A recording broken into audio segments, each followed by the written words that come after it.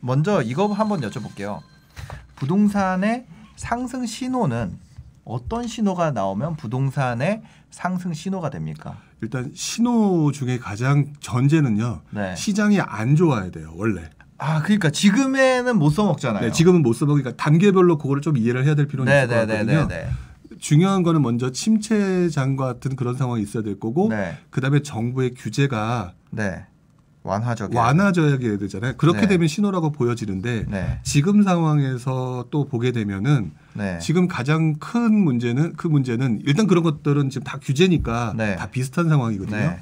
근데 상승 신호가 나타나려면 결국 그러면 수요와 공급으로 봐야 돼요. 근데 지금 현재 서울과 수도권의 공급이 부족하다는 거는 다 알고 계신 상황이거든요. 네네. 그리고 제가 볼 때는 어떤 특정 지역에 전세나 요즘에 이제 프롭테크라고 해서 뭐 호갱노노나 이런 것들을 많이 활용하고 계신데 네. 거기에 매물이 사라지고 있는지를 좀 보실 필요가 있을 것 같아요. 매물이 줄어들고 있는지. 네. 매물이 줄어드는 상황이면 지금 네. 심리가 어쨌든 살려고 하는 심리가 강해진 상태에서 네. 전세 매물과 일반적인 매도 매물이 사라진다면 네. 이거는 가격이 호가는 높아지고 가격은 올라갈 수밖에 없고 매수자 우위 시장이 아니라 매도자 우위 시장이기 때문에 오히려 분위기가 확 하고 넘어갈 수 있는 소지가 되게 높아요. 네. 지금 현재는 그 부분이 이제 신호라고 봐야 되겠죠. 특히 최근 들어서 6월 1일자 이후에 양도세 중과세가 나왔잖아요. 네. 그러면서 매물이 좀 줄어들고 있는 느낌인 것 같은데 네. 그게 확실히 나온다면 이거는 또 상승 신호가 될 수가 있어요. 아, 매물이 줄어들고 있는지. 네.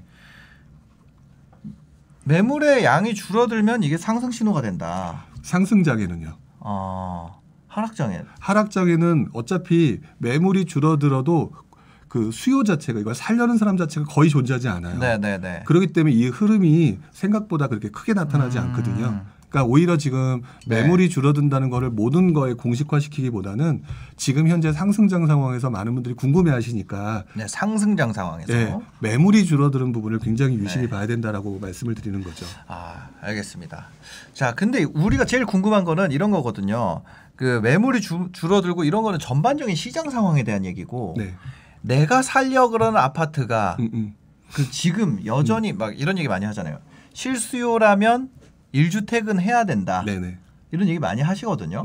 실제로 정부 정책도 이 무주택자에 대해서는 굉장히 완화적으로 하고 있고 이런 상황에서 내가 지금 사는 아파트가 앞으로 오를지 아니면 내가 지금 사는 가격이 꼭지일지 그게 궁금한 거거든요. 왜냐하면 투자를 할 게 아니라 내가 지금 들어가서 살 건데 그게 이제 많은 분들이 그거를 저한테 되게 많이 물어보세요. 아, 그렇죠. 제일 궁금한 게 그거니까. 지금 여기 지금 실시간으로 하시는 분 중에서 어느 지역 물어보시잖아요. 네네네. 근데 전 그럴 때마다 조금 마음속이 답답해질 때가 있어요. 왜 그러냐면 내가 무당인가? 이런 생각이 들 때가 가끔 있는데 제가 왜 이런 표현을 썼냐면 그거는 확인할 수 있는 방법이 지금 특히 상승장에서 확실하게 몇 개가 있어요. 뭐냐면 이게 저 같은 경우는 지금도 제가 항상 확인하는 방법인데요. 내가 살고 있거나 내가 관심 있는 동네 지역 예를 들어서 마포라고 제가 적을 준비를 좀 하고 예를 들어서 여기 마포니까 마포라고 얘기를 하게 되면 마포라고 하는 지역을 지금 내가 현재 관심을 두고 있다. 그러면 우리들의 관심이 뭐냐면 내 기준으로 봐요. 마포가 지난번에 몇 평에 얼마였는데 지금 엄청나게 올랐어. 그러니까 못 사는 거거든요. 근데 마포도 누군가에게는 차선의 선택지예요. 누군가에게는. 그러면은 차선의 선택지보다 더 먼저 앞서 있는 동네. 예를 들어서 뭐 강남이라고 예를 할 수도 있고 또는 뭐 지역을 갖다 서로 나눌 수는 없지만 예를 들어서 성동구를 더 좋아한다고 하자라고 하면 성동구 쪽에 가려고 했던 사람들이 원래부터 마포를 좋아했던 사람 외에도 그 사람들이 움직이는 거거든요.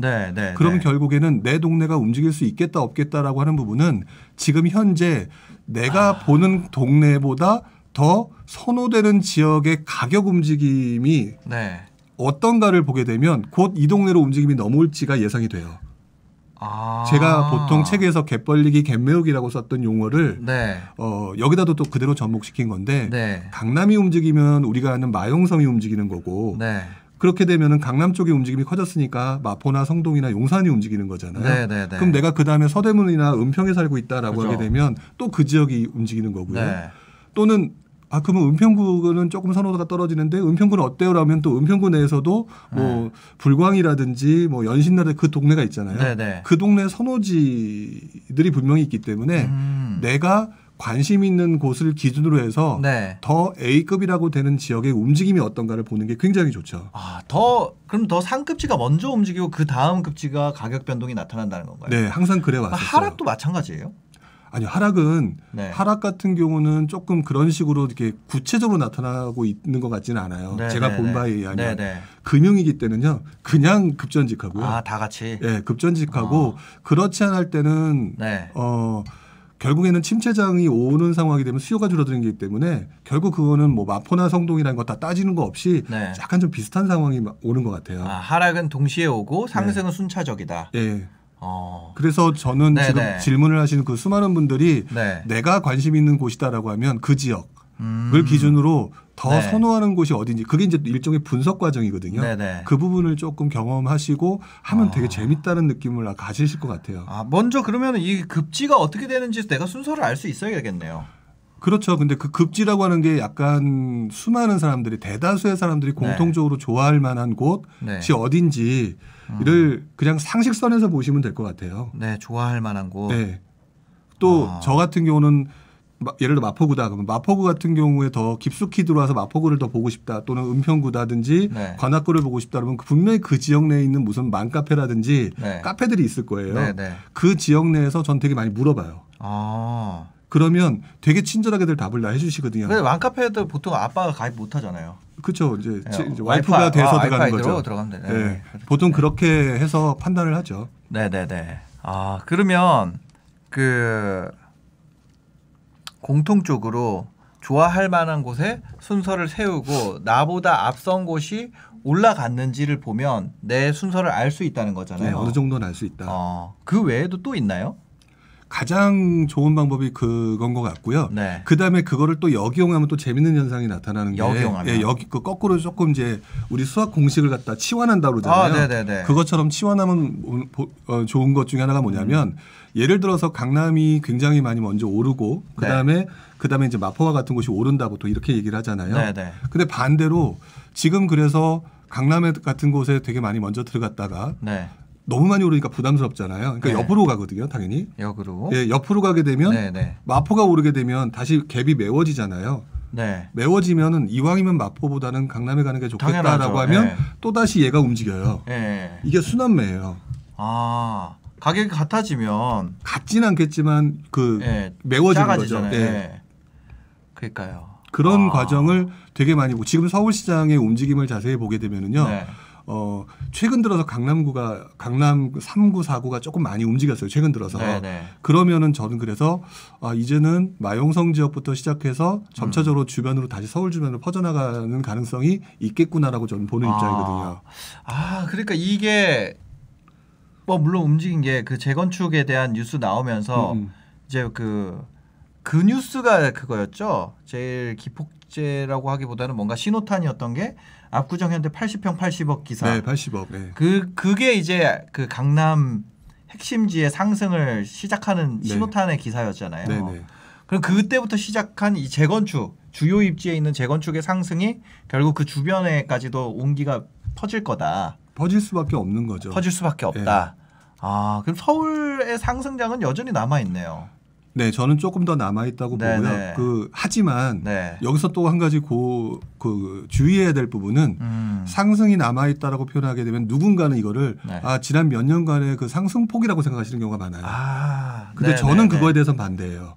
왜냐하면 아무리 올라도 끝은 있다. 그러면 올라가는 상승폭은 지난 몇 년간의 상승폭처럼 그렇게 올라가지는 못할 것이다. 하지만 현재까지는 상승폭은 남아 있다라고 좀 보고 있어요. 저는 강남이 진짜 비싸다고 생각했는데 거기서 더 오르더라고요. 그러니까요. 사실 그거 있잖아요. 혹시 그거 아세요? 라고 할 때 살 걸 이거 아세요? 들어는 본 것 같아요. 정확히 모르겠어요. 제가 강남이 너무 그때 옛날에도 비쌌거든요. 그래서 무리해서 살 걸. 이라고 말할 때 살 걸. 이라고 할 때 살 걸 뭐 이런 거거든요. 아 근데 진짜 더 올라가더라고요. 그러니까 저도 지금 말씀하신 거를 정말 공감하는 게 제가 2000년대 초반에 봤을 때 강남에 있는 아파트가 2억대였어요. 아 네.